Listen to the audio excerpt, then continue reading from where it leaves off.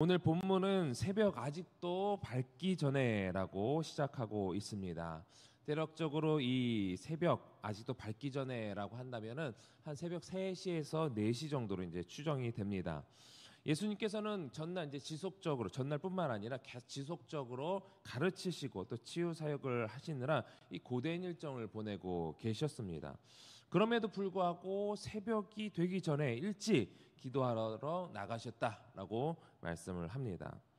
예수님의 이 공생애를 살펴보면요, 어느 하루만 딱히 이제 일주일에 한 번만 뭐 이렇게 하셨다라기보다는 꾸준히 이렇게 기도하신 것을 볼 수가 있습니다. 보통 이렇게 새벽 예배 나오시는 분들 보면은 꾸준히 이렇게 하시는 거 하시는 분들이 나오시는 것 같습니다. 그런데 사실 이렇게 나오시는 분들은 아시겠지만 또 이제 습관이 되었다 할지라도 새벽에 눈을 뜨고 일어나서 가야지 하는 그 순간까지가 얼마나 힘이 드십니까? 이 꾸준함을 지킨다는 것이 결코 쉽지는 않습니다. 보면 이제 제일 일찍 나오시는 분이 한 4시 20분쯤 전후해서 이렇게 나오시는 것 같은데, 이렇게 일찍 눈을 떠서 그렇게 또 하루를 시작한다는 것이 쉽지 않습니다.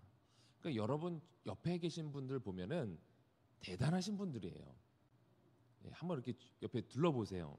얼마나 대단한 분이 내 옆에 있는가. 평일날 이렇게 보시면, 또 주일날 보시면 저분 대단하신 분이야, 새벽 기도하시는 분이야, 그 꾸준함을 잃지 않는 분이야 라고 생각하시면 틀림없을 겁니다. 그런데 우리가 이 새벽에 나와 이렇게 말씀을 듣고 또 기도에 집중할 때 우리가 점검해야 될 부분이 무엇이냐면, 과연 우리가 무엇을 위해 기도하고 있느냐라는 것입니다. 기도하면서 내 뜻만, 내가 원하는 것만 주구장창 계속해서 기도하는지, 그 와중에도 정말 하나님의 뜻이 무엇입니까? 하나님의 뜻을 이루게 해 주십시오 하고 기도하는지, 이거를 우리는 늘 점검해야 될 줄 믿습니다.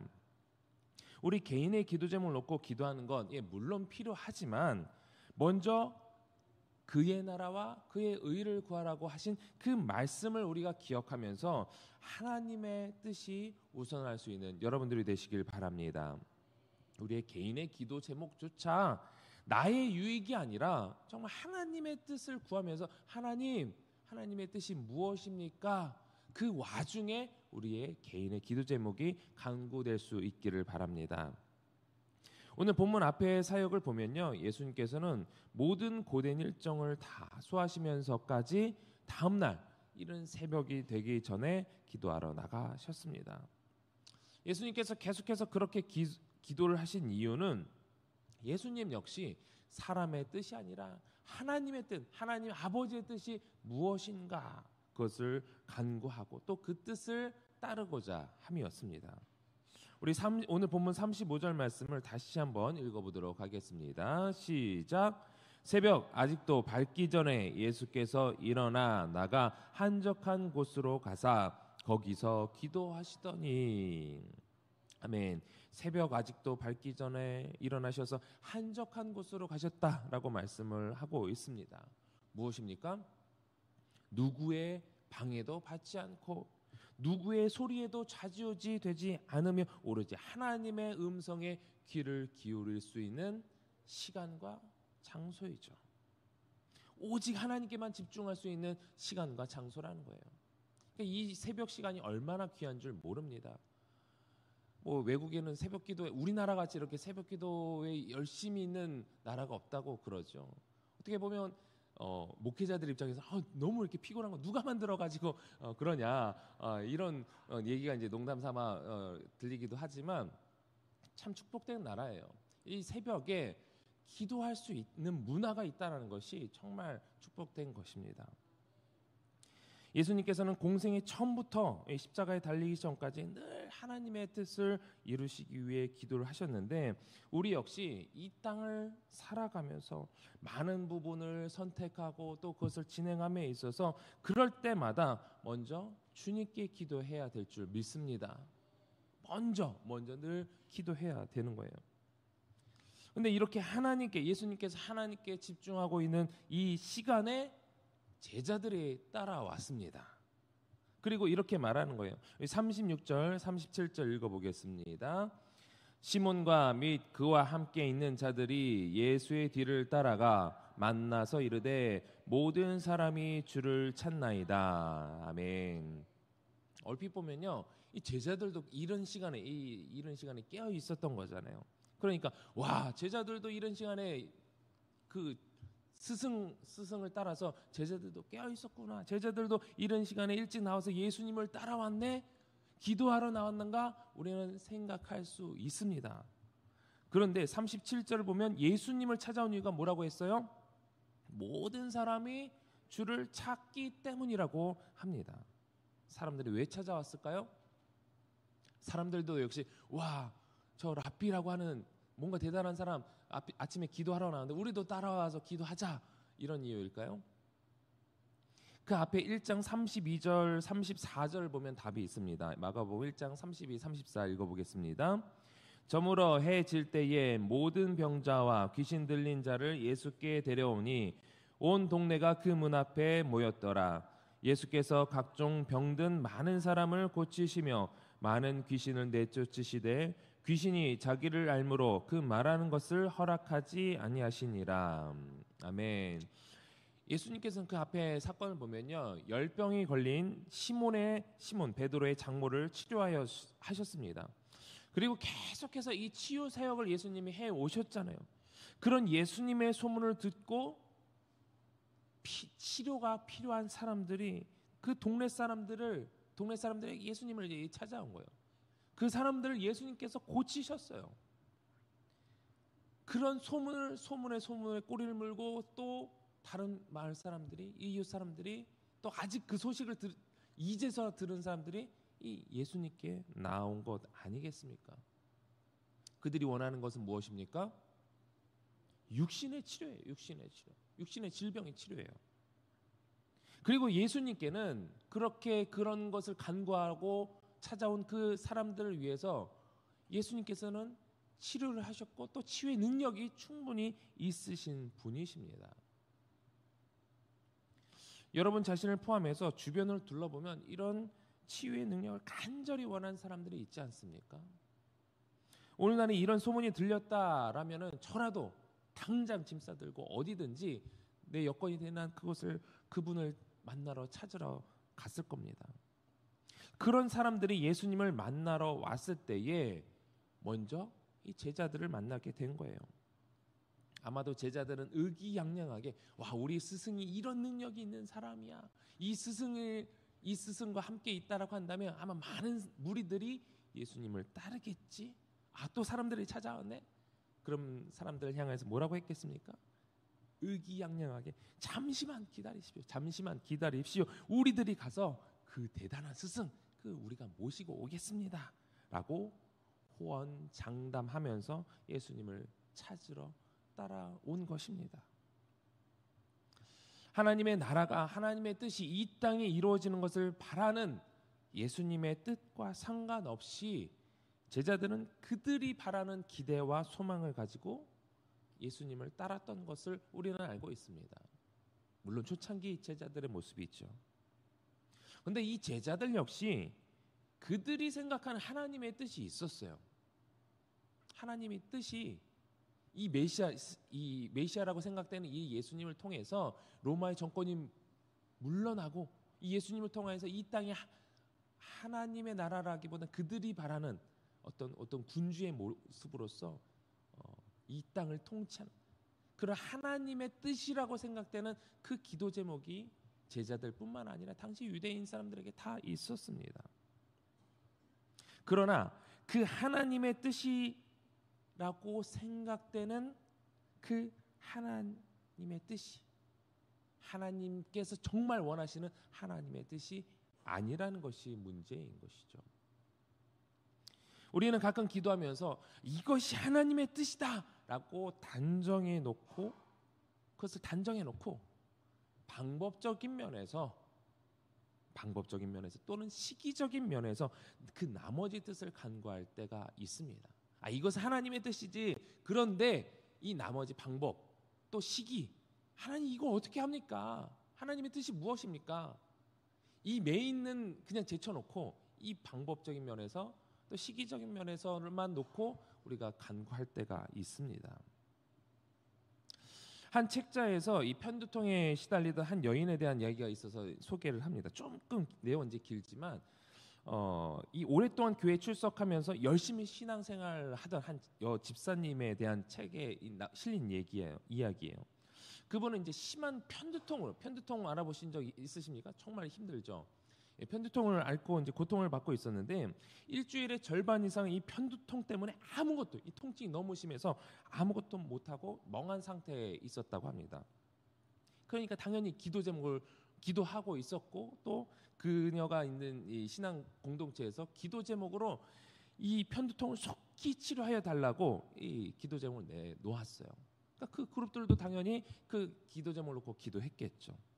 여러 사람들이 그녀의 편두통 치료를 위해서 기도했고 그녀 자신도 열심히 기도하면서 1년이 지났지만 편두통이 여전히 그녀를 괴롭히고 있었던 거예요. 그러다 어느 날 갑자기 그녀에게 이런 생각이 찾아왔다고 합니다. 지금 나는 편두통 치료를 위해서 하나님께 계속 기도를 드리는데 내가 계속해서 이 편두통만을 놓고 기도하면 내가 죽을 때까지 이 편두통 치료만을 위해서 기도하는 것 아니겠는가? 그렇게 편두통 고치기 위해서 계속 노력을 하고 애를 쓰다가 죽는다면 내 인생은 무슨 의미가 있냐라는 생각이 든 거예요. 그러면서 하나님의 이 편두통의 고통 속에서도 의미 있게 살기를 원하실 텐데 이 고통스러운 상황과 조건 가운데서라도 하나님을 기쁘시게 하고 사람들을 사랑하며 하나님의 뜻을 행하는 인생 살아야 되지 않을까? 그러면서 이제 내 기도를 바꿀 때가 되었다라는 생각이 깨달음이 든 거예요. 그러면서 그녀의 기도가 달라졌다고 합니다. 이렇게 달라졌다고 해요. 하나님, 편두통 치료 받기를 내가 원하지만 내 뜻은 그것이지만 그보다 편두통 중에서라도 주님을 기쁘시게 하고 주님의 뜻을 따라 살기를 원합니다. 고통 중에서도 주님께 영광 돌리는 인생을 살 수 있도록 힘을 주시고 오늘 제가 할 수 있는 일을 가르쳐 주십시오. 그 기도 그룹에서도 기도의 제목을 이렇게 바꿨다고 합니다. 편두통 가운데서라도 이 집사님이 하나님께 영광 돌리며 하나님의 뜻을 한 가지라도 행할 수 있게 해 주십시오. 그렇게 그녀의 인생은 편두통만을 생각하는 인생에서 하나님의 영광을 생각하며 실천하는 인생으로 바뀌었다라고 합니다. 그러던 중에 6개월이 지났고요. 그 즈음에 그녀는 생각해 보니까 편두통이 사라진 거예요. 이 여인이 편두통을 위해 기도할 때 그 기도는 응답받는 기도는 아니었습니다. 그녀의 기도는 하나님의 임재를 바라는 기도가 아니라 하나님의 뜻을 구하는 것이 아니라 자기의 뜻을 구하며 편두통만을 바라보는 기도였습니다. 혹시 우리가 내가 기도를 한다라고 하지만 이 집사님처럼 하나님의 뜻을 구하는 것이 아니라 육적인 것에 얽매여서 그것만을 바라보고 있지는 않는가 한번 생각해 볼 필요가 있습니다. 우리가 이 세상을 살다 보면요, 죄다 육신의 일이죠. 우리의 일과가 어떻습니까? 교회 오기 전까지는 대다수가 아침에 일어나서 직장을 가고 학교를 가고 돈을 벌고 또 돈을 벌기 위해서 공부를 하는 그런 일상을 살아갑니다. 사람들을 만나서 이야기하는데 그 주제는 대부분 신앙적인 것이기보다는 우리의 일상과 관련된 어떻게 하면 더 나은 삶을 살아갈 것인가, 하나님의 영광이 아니라 이 세상에서 어떻게 나보다 더 위에 있을 방법만, 굳이 그렇게 표현은 하진 않지만 실질적으로 생각을 해보면 그런 것 아니겠습니까? 그렇게 우리가 일부러 내가 말씀을 읽으려 하지 않고 들으려 하지 않고 성도의 교제를 위해 힘을 쓰지 않는다면 우리는 우리의 일상은 육신을 따라 살아갈 수밖에 없습니다.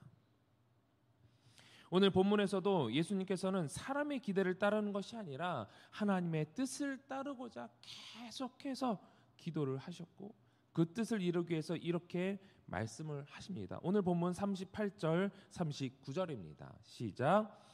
이르시되 우리가 다른 가까운 마을들로 가자. 거기서도 전도하리니 내가 이를 위하여 왔노라 하시고 이에 온 갈릴리에 다니시며 그들의 여러 회당에서 전도하시고 또 귀신들을 내쫓으시더라. 아멘.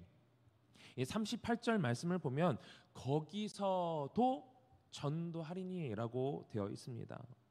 이 말은 현재 예수님께서 계신 그곳에서도 예수님은 전도를 하셨고 복음을 전하셨고 이동해서 갈 마을에서도 역시 전도를 하실 것이라는 말씀입니다. 복음이 무엇인지, 하나님께서 우리에게 주신 그 기쁜 소식이 무엇인지, 어떻게 이 당시에는 예수님께서 어떻게 이것을 이루실 것인지에 대한 그 복음을 전하기 위해서 오셨다라는 것입니다. 예수님께서 물론 병든 자들을 치료하시고 또 귀신 들린 자를 자유하게 하셨죠. 그러나 예수님께서 이 모든 것을 행하신 것은 당신이 메시아라는 것을, 하나님의 아들이라는 것을, 나를 통해서 하나님의 뜻이 이루어질 것이라는 것을 보여주시기 위해서라는 것이었고, 또한 불치병인 육체적 질병을 고쳐주심으로 인해서 그 당시 예수님께서 고쳐주셨던 병들은 앉은 자가 일어나고 문둥병이 고침을 받는 이런 치유 사역이었어요. 당시에는 도저히 상상할 수 없는 불치병이에요. 고칠 수 없는. 마찬가지로 영적으로 우리가 완전 불치병이죠. 죄의 문제를 해결할 수 없잖아요. 이 세상을 살아가는 한 우리가 절대로 이 죄의 문제는 불치병입니다. 절대로 치유를 할 수 없어요. 오직 예수님을 통해서만 고칠 수 있는 문제인 것입니다. 그런 영적으로 불치병이 우리의 문제를 예수님께서 해결해 주시러 이 땅에 오셨다라는 것을 상징적으로 보여주시기 위해서 예수님께서는 그 치유의 사역을 행하신 것입니다. 병고침 자체가 예수님께서 이 땅에 오신 목적이 아니라는 것이죠. 그것을 잘 아시는 예수님께서는 아마도 기도하실 때 그러한 하나님 아버지의 뜻이 이루어지도록 육체적, 정신적인 어려움을 잘 이겨낼 수 있게 해달라고 기도하셨으리라 생각이 됩니다. 우리 그리스도인들도 이 땅을 살아가면서 하나님의 뜻을 이루어야 한다는 것을 잘 알고 있습니다. 그러나 때로는 육체적으로, 때로는 정신적으로 힘이 들다 보니까 하나님의 뜻보다 하나님 이거 먼저 들어주세요. 이 기도 제목 먼저 들어주시면 그 다음에 내가 하나님의 뜻을 행할 수 있지 않겠습니까? 나름 우리가 이제 거룩한 척하면서 하나님의 뜻을 하기 위해서 이것을 먼저 우리가 내세울 때가 있는데 하나님 뜻보다 내 육신적인 문제가 더 앞설 때가 많은데, 그렇기 때문에 우리가 힘든 몸을 이끌고 이 새벽에 나와 간구한 것 아니겠습니까? 하나님, 내 뜻보다 하나님의 뜻이 이루어지게 나를 사용하여 주옵소서. 나를 통하여서 내가 하나님의 뜻을 먼저 구하며 나갈 수 있게 해 주십시오. 이 새벽 또 사순절 기간에 예수님께서 무엇을 위해 또 누구를 위해 고난을 받으셨는가를 깊이 묵상해 본다면 우리를 향한 하나님의 변함없는 뜻과 또 사랑을 우리가 확신할 수 있을 것입니다. 그리고 그것이 우리가 이 땅을 살아가는 목적이라는 것을 확신할 수 있을 것입니다. 그렇기에 오늘 이 시간에도 그런 하나님의 뜻을 묵상하면서 주의 뜻이 하늘에서와 같이 땅에서도 이루어질 것을, 또 나도 그런 하나님의 역사하심에 동참할 수 있는 우리들이 되게 해달라고 기대하며 또 기도하며 주님 앞에 나아갈 수 있게 되기를 주님의 이름으로 축원합니다. 우리 함께 주신 말씀을 기억하면서 기도하실 때에 우리가 육신의 기도 제목이 아닌 하나님의 뜻을 구하며 하나님의 영광을 위한 삶을 살게 해달라고, 그것이 우리의 기도 제목이 되게 해달라고 기도하시고, 그렇게 주님의 발자취를 따르는 우리들이 되게 해달라고 기도하시며, 특별히 오늘부터 고등부 세봉 캠프가 시작됩니다. 하나님께서 능력 부어주시고 또 아이들에게 하나님의 성령으로 충만케 하여 주셔서 아이들이 큰 은혜 받게 하여 주시고 주님 뜻대로 살아갈 수 있는 주님의 거룩한 백성 되게 해달라고 기도하시고, 이렇게 다음 세대를 위해서 기도하시며 또 우리 둔촌동 시대가 활짝 열리게 해달라고, 또 각자의 기도 제목을 놓고 우리 우리 주님 3번 간절히 부르고 통성으로 기도하겠습니다. 주여